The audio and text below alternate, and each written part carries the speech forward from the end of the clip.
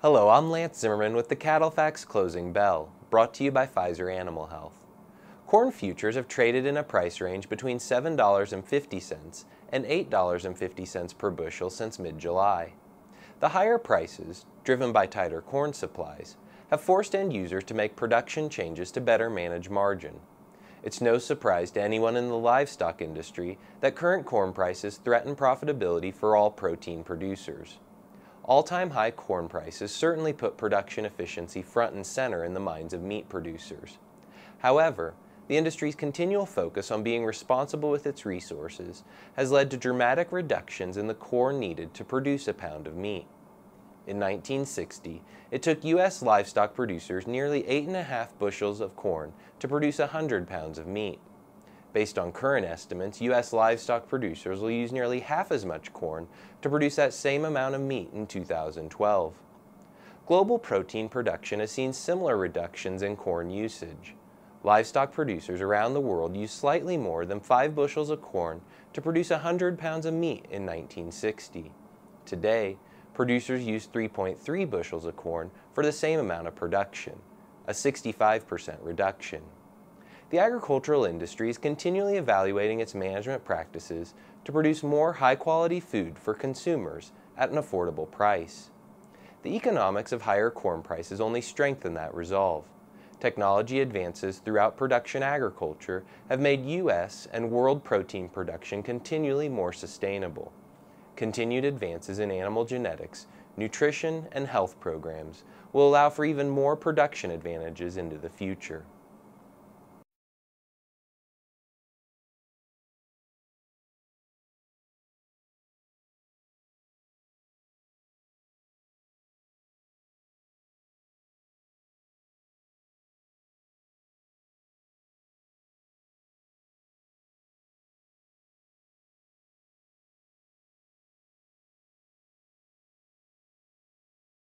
The fed cattle market was steady to $1 lower this week on moderate volume.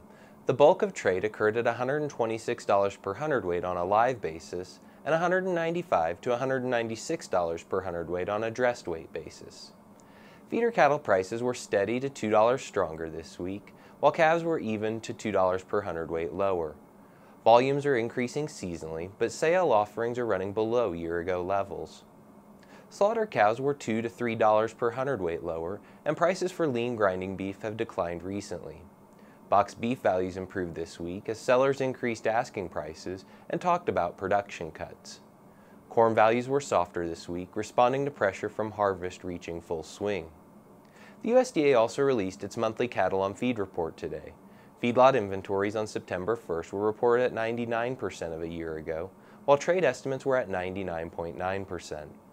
August placements were at 89%, and pre-report forecasts were at 92.7%, and August marketings were at 95%, while industry analysts estimated 98.5%.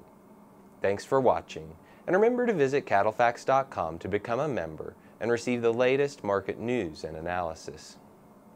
The beef business has never been for the faint of heart. The pressures are real, the risks are high, but the opportunities have never been greater. So how do you sort through it all to decide which way to go? For more than 40 years, Cattle Facts has led the way. Become a member at www.cattlefacts.com. We're the time-proven leader in research, analysis, and information, equipped with the industry's most powerful database. Our team is impartial, objective, our vision is global, and our focus is you. Cattle Facts, the deciding factor.